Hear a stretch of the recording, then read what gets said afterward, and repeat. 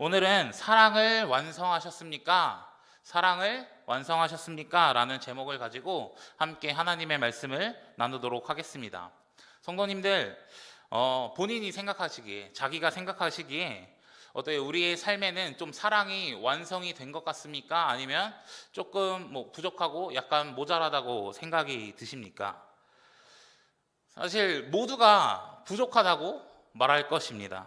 제가 저희 교회에 와서 처음 설교한 거 빼고는 계속해서 요한일서 말씀을 나누고 있는데, 계속해서 요한일서 말씀을 나누면서 사랑해야 됩니다, 헌신해야 됩니다, 품어줘야 됩니다, 이렇게 말하지만 저도 어떨까요? 완성이 되었을까 안 됐을까요? 많이 부족하다라고 하는 것입니다. 이렇게 누군가에게 사랑을 완성하셨습니까? 뭔가 사랑이 100% 온전한 것 같습니까? 라고 물어본다면 사실 자신 있게 대답할 수 있는 사람은 없을 거라고 생각합니다. 그러니까 저뿐만 아니라 어떤 사람에게 물어봐도 아마 동일한 대답이 나올 것이기 때문이죠. 그러니까 나의 삶에서 사랑하지 못하는 영역이 분명히 있기 때문에, 우리가 분명히 사랑하면서 살아가야 하는 것은 알지만 가끔은 나의 이기심과 또 나의 자아가 살아있어서 행동하지 못하는 영역이 있기 때문에 분명히 나의 사랑은 조금은 부족하다, 완성이라고 말할 수는 없을 것 같다라고 한다라는 것이죠. 근데 우리가 이 완전한 사랑이라고 말할 때 우리가 가진 개역개정 성경에서는 이것을 사실 뭐라고 번역하고 있냐면 온전함이라고 번역하고 있고요, 이 새 번역 성경에서는 완전함이라고 번역하고 있고요, NIV 영어 성경에서는 이 단어를 표현할 때 perfect라는 단어를 사용합니다. 그러니까 뭔가 딱 이 단어만 들었을 때 우리는 사실 어떤 느낌이 드냐면, 와, 우리가 정말 한 번도 빠지지 않고 꼭 사랑을 해야 되는구나, 100% 우리는 사랑을 해야 되는구나 라는 이런 압박감을 많이 주는 단어라고 생각이 듭니다. 그런데 사실 이 본문의 맥락 안에서 이 완전이라는 단어를 쓰고 분명히 이 퍼펙트라는 단어를 쓰지만 100% 우리가 완벽해야 됩니다 라는 의미로 사용하지는 않는다라는 거예요. 조금은 부족할지라도, 조금은 흠이 있고 조금은 연약할지라도 우리가 주님의 말씀대로 이 계명을 실천하고 사랑을 실천하는 일 그 자체를 이야기하고 있다라는 것입니다. 그러니까 조금 부족하고 조금 흠 있어도 사랑하려고 살아가는 그 삶, 사랑하려고 노력하는 그 삶, 그것을 이야기하고 있다라는 것이죠. 여러분, 하나님의 계획이 무엇입니까? 예수님께서 이 땅에 오시고 십자가에 매달려 죽으시면서까지 그 사랑을 보이시고 서로 사랑하라고 말씀하지 않으셨습니까? 그러니까 이것이 무엇일까요? 조금은 부족해도 조금은 연약해도 사랑의 삶을 살아라 라고 이야기하고 있는 것입니다.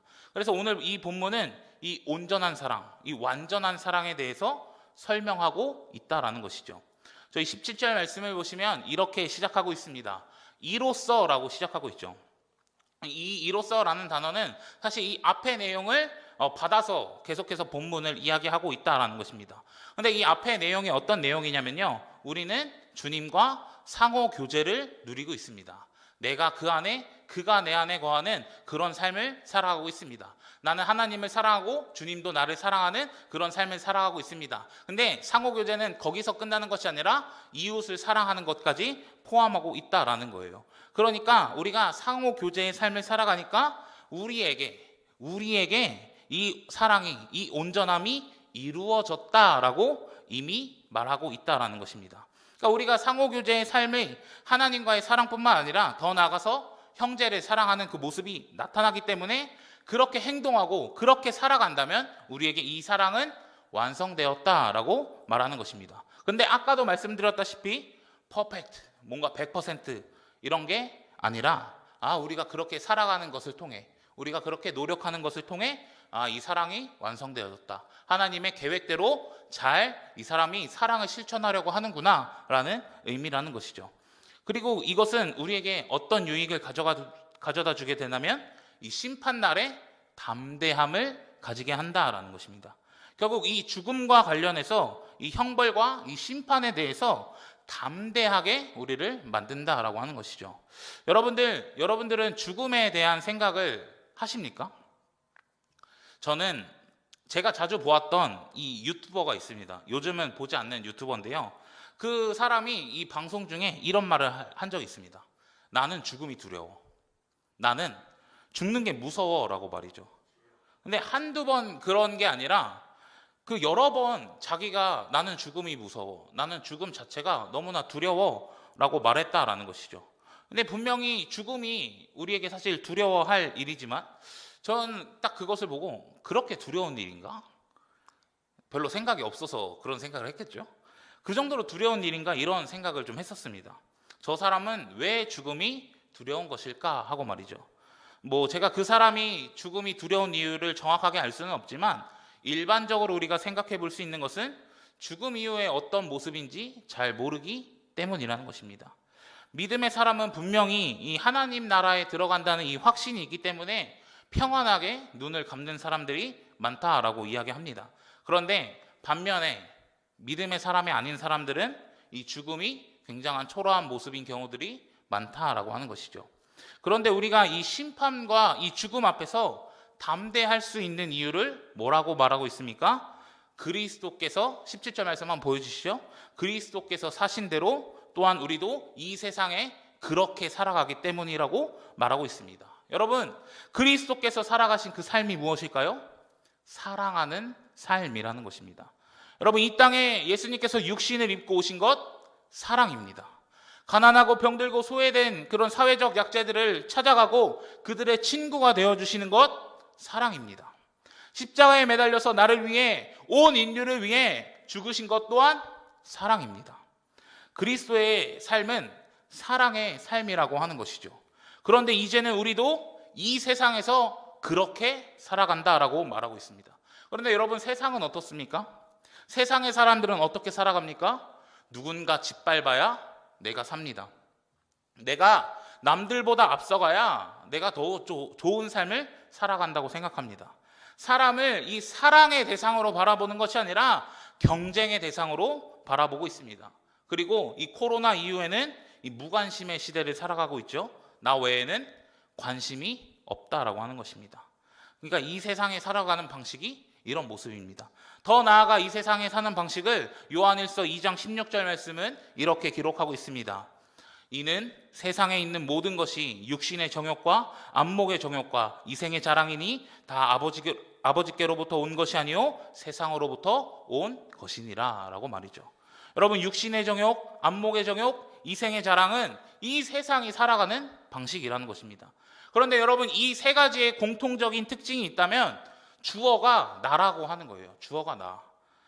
내가 갖고 싶은 것, 그것을 원하고, 내가 보는 것, 그거 나 갖고 싶다. 내가 주인이라는 것이고요. 이생의 자랑, 내 것을, 나의 물질을, 내가 가지고 있는 것을 자랑한다는 것인데, 나의 것, 주어가 누구십니까? 다 나라고 하는 것이죠.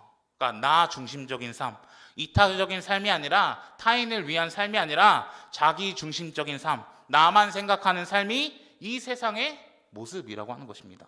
그러나 여러분, 우리의 삶은 다르다고 하는 거예요. 이 하나님과의 상호교제 안에서 하나님을 사랑하고 형제를 사랑하고 이웃을 사랑하는 삶을 살아간다고 하는 것입니다. 나도 이제는 예수 그리스도처럼 누군가에게 사랑을 베풀고 희생하고 나눠주는 것을 통해 친구가 되는 삶을 살아간다고 하는 것이죠. 나 중심적으로 살아가는 삶이 아니라 예수 그리스도의 마음을 가지고 그 예수 그리스도의 그 긍휼의 마음을 가지고 행함과 진실함으로 그 사랑의 삶을 살아간다고 하는 것입니다. 결국에 이 세상의 방식대로 살아가는 우리의 인생이 아니라 하나님의 방법, 예수 그리스도의 삶의 모습, 삶의 방식, 그 사랑의 삶으로 살아가는 게 우리의 인생이 되어야 한다라는 것입니다. 그래서 예수처럼 살아가는 우리에게, 그렇게 살아가기 위해 발버둥치는 우리에게 이 18절의 말씀은 뭐라고 이야기하고 있습니까? 우리 색칠된 부분만 앞에 보시고 한번 같이 읽어보겠습니다. 시작! 사랑에는 두려움이 없습니다. 완전한 사랑을 두려움을 내쫓습니다. 할렐루야! 여러분, 이 사랑에는 두려움이 없습니다. 완전한 사랑은 이 두려움을 내쫓아 버린다라는 거예요. 왜냐하면 그렇게 사랑하는 삶은 하나님과의 이 사귐을 전제로 하는 것입니다. 아까 말했죠? 이로써 그 상호 교제를 이끌어 가고 있는 것입니다. 전제로 하는데 그 상호 교제 안에는 무엇이 있냐면 죄 사함의 은혜가 있기 때문입니다. 요한일서 1장 7절 말씀인데요. 요한일서 1장 7절 말씀 저희 한 번 더 같이 읽도록 하겠습니다. 시작!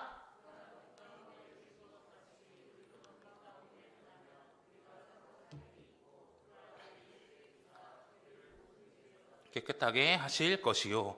아멘.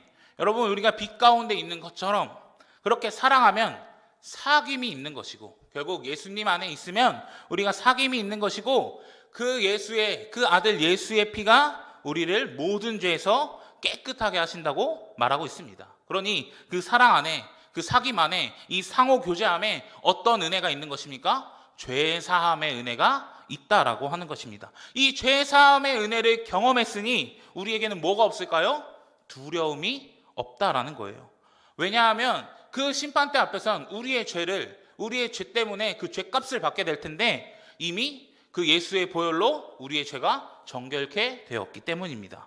그래서 이 완전한 사랑, 그 하나님과 상호교제를 누리고 그 안에서 사랑을 실천하는 그런 삶은 두려움을 내쫓아 버린다라고 하는 것이죠.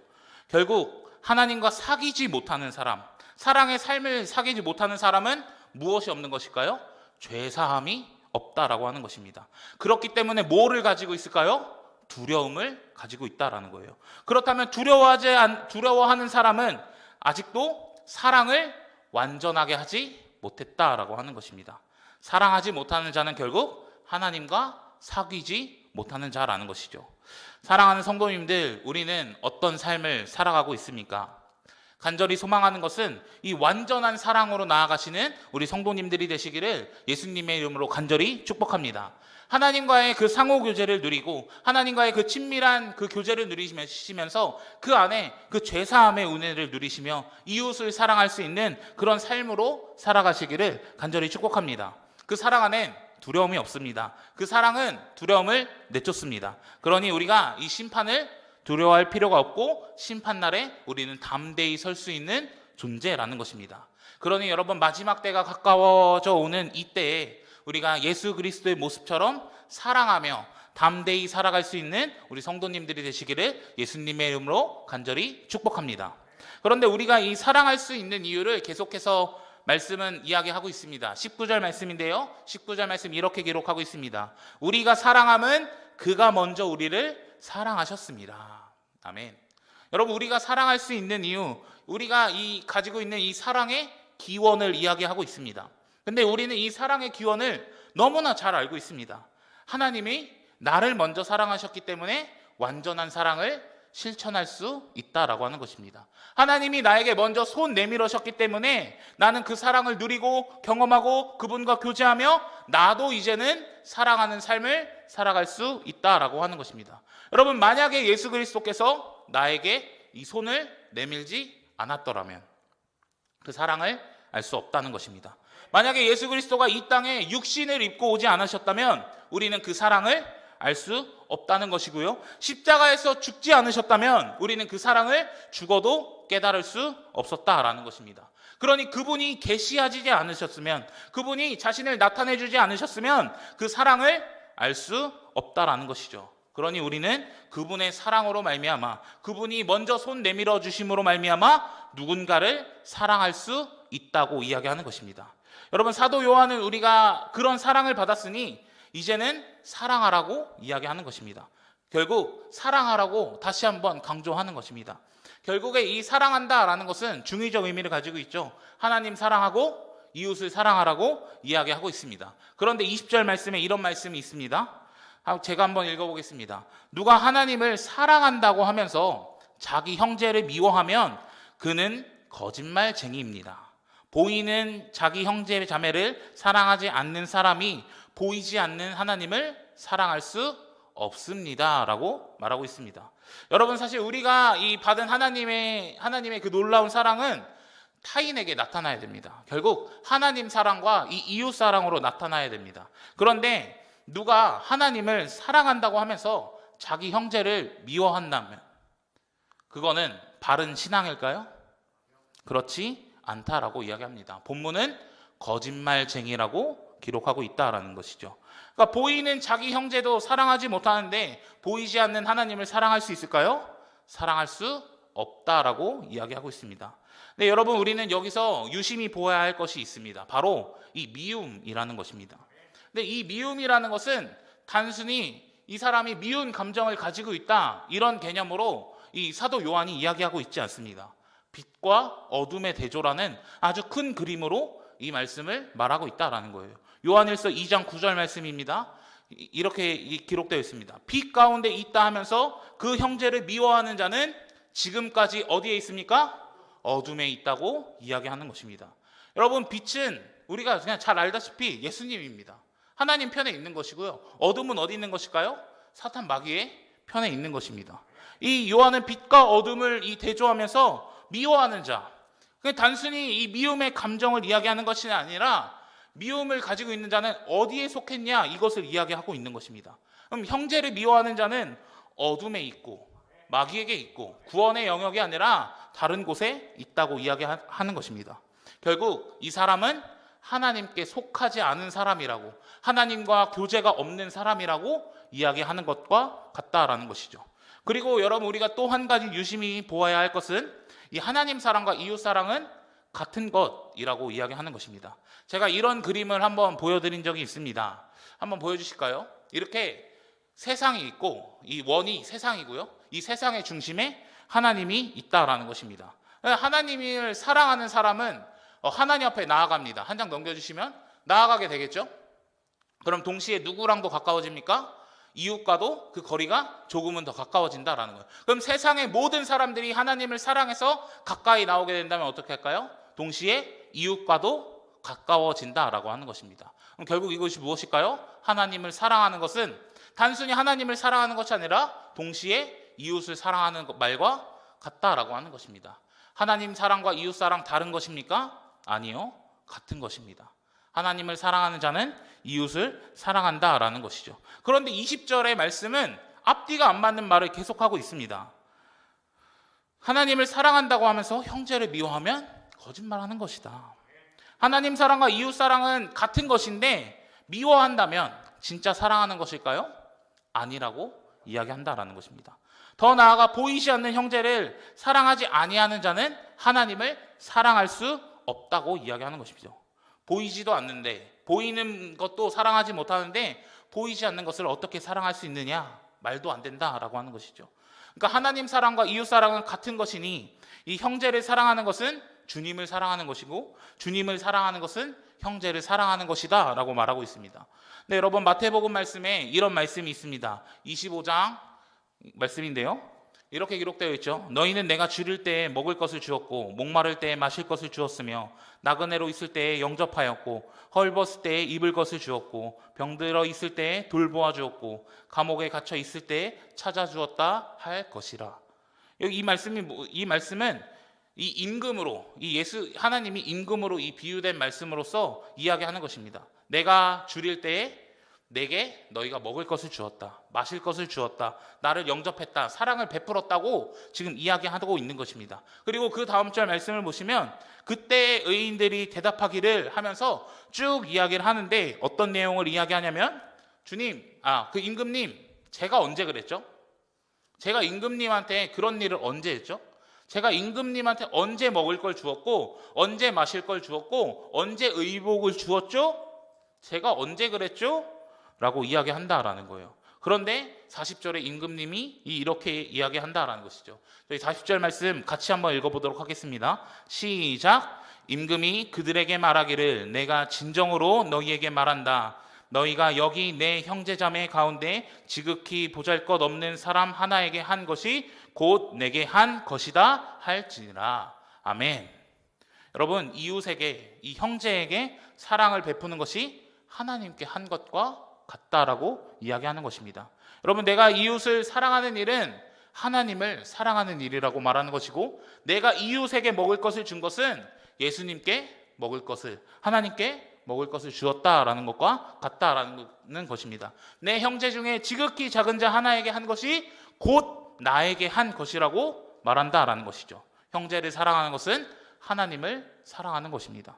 그런데 굉장히 충격적인 얘기가 이 41절 말씀에 기록되어 있습니다. 41절 말씀 한 번 더 보시면 그때 임금은 왼쪽에 있는 사람에게도 말할 것이다. 저주받은 자들아, 내게서 떠나서 악마와 그 졸개들을 가두려고 준비한 영원한 불 속으로 들어가라. 여러분, 왼쪽에 있는 자들은 사랑을 베풀지 않은 사람들입니다. 근데 그들은 어떻게 됩니까? 영원한 불 속으로 들어가라고 이야기합니다. 그러니까 형벌이고 심판이 있다라는 거예요. 여러분 아까도 이야기했습니다. 진짜 사랑은 이 심판 앞에서도 담대하게 형벌의 문제를 해결하는데, 이웃을 사랑하지 못하는 자, 결국 하나님을 사랑하지 못하는 자는 어디로 들어가게 됩니까? 영원한 형벌, 이 심판 속으로 들어간다라고 하는 것입니다. 결국 이 본문을 요한일서의 관점으로 보게 된다면 결국 지극히 작은 자에게 하는 것이 하나님께 하는 것이고, 하나님을 사랑하고 이웃을 사랑하는 것을 통해 불 속에 빠져드는 그런 심판을 경험하는 것이 아니라 심판 앞에 두려움 없이 담대히 설 수 있는 존재가 된다는 것을 말하고 있습니다. 반대로 사랑하지 못하는 자는 그 영원한 심판에 빠지게 된다. 심판 앞에 담대히 설 수 없다. 그 끝은 심판이다라고 말하는 것이죠. 그러므로 여러분 우리가 기억해야 할 것은 하나님의 사랑을 받은 자라면 이 보이는 형제를 사랑하는 것을 통해 나타내고 드러난다라는 것입니다. 그를 사랑하며 살아간다라고 하는 것입니다. 그로 인해 이 심판을 면하고 담대히 주 앞에 설 수 있는 은혜가 우리에게 주어진다라고 하는 것이죠. 그래서 마지막으로 사도 요한은 우리에게 이렇게 권면하고 있습니다. 우리 21절 말씀인데요. 21절 말씀 마지막으로 크게 한번 읽도록 하겠습니다. 시작. 우리가 이 계명을 주께 받았나니 하나님을 사랑하는 자는 또한 그 형제를 사랑할지니라. 아멘. 그 형제를 사랑할지니라. 하나님을 사랑하는 자는 또한 그 형제를 사랑할지니라. 여러분 이 계명이 무엇입니까? 결국 형제를 사랑하는 계명, 서로 사랑하느라는 계명입니다. 우리가 이것을 받았으니 사랑하는 삶을 살라고, 이 사랑의 삶을 지속적으로 살아가라고 우리에게 권면하고 있습니다. 사랑하는 성도님들, 우리가 진정 사랑하는 자가 되기를 간절히 소망합니다. 사랑을 완성하는 자가 되기를 간절히 소망합니다. 네, 이 초반에도 말씀드렸습니다. 사랑을 완성한다. 완전한 사랑이라는 의미는 흠도 많고 연약하고 부족하긴 하지만, 사랑할 때가 못할 때도 있지만 그렇게 살아가려고 하는 사람, 계속해서 사랑의 삶을 살아가려고 하는 사람, 그렇게 실천하는 사랑을 이야기한다라는 것이죠. 근데 우리는 이 죽을 때까지 이 목표를 가지고 살아가야 한다는 것입니다. 죽을 때까지 예수님처럼 사랑하며 살아가는 그 삶을 꿈꾸며 바라며 실천하는 우리 성도님들이 되셨으면 좋겠습니다. 우리가 꼭 기억할 것은 이 완전한 사랑 안에 두려움은 없다라는 것입니다. 이미 모든 죄의 용서와 이 친밀한 관계가 전제된 표현이니까요. 이 믿음으로 우리가 사랑을 굳게 실천하시기를 간절히 소망합니다. 더 나아가 이 하나님 사랑과 이웃 사랑은 동일한 것이니 이웃을 사랑함으로 하나님 사랑을 증명하시고 하나님 사랑을 통해 이웃 사랑을 증명해내시는 우리 성도님들이 되셨으면 좋겠습니다.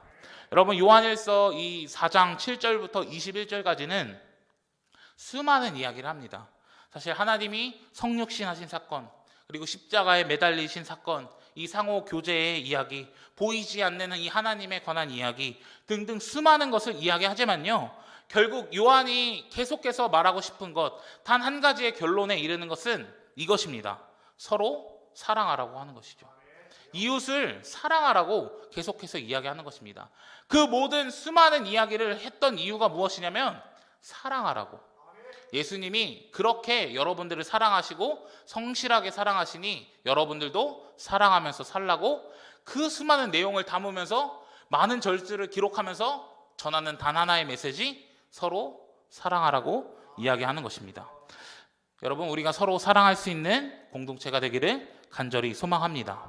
서로 사랑했으면 좋겠습니다. 그래서 사랑을 완성시키는 자가 되어 주님을 만나는 그때에, 우리가 미래에 분명히 주님 앞에 서게 되는 그때가 분명히 있을 건데, 저는 딱 그런 말을 하고 싶더라고요. 주님, 저 잘 살았죠? 저 사랑하면서 잘 살았죠? 그래서 그것을 좀 당당하게 이야기할 수 있었으면 좋겠습니다. 분명히 흠 많아요. 분명히 연약해요. 내가 이기적으로 태어나가지고 사랑하지 못할 때도 있어요. 내 돈 그거 커피 하나 사는 거 조금 아까울 때도 있어요. 그런데도 불구하고 그 안에는 죄사함의 용서도 있고요. 이미 하나님과의 관계가 충분히 전제되어 있는 거니 믿음으로 사랑을 끝까지 실천하셨으면 좋겠습니다. 그래서 주님, 저 잘 살았죠? 저 사랑하면서 잘 살았죠? 사랑 베푸면서 잘 살았죠? 예수님 비슷한 모습으로 잘 살았죠? 이야기하면서 천국에 들어가실 수 있는 그 하나님 나라에 들어가실 수 있는 우리 성도님들이 되시기를 예수님의 이름으로 간절히 축복합니다. 우리 찬양하고 기도하도록 하겠습니다.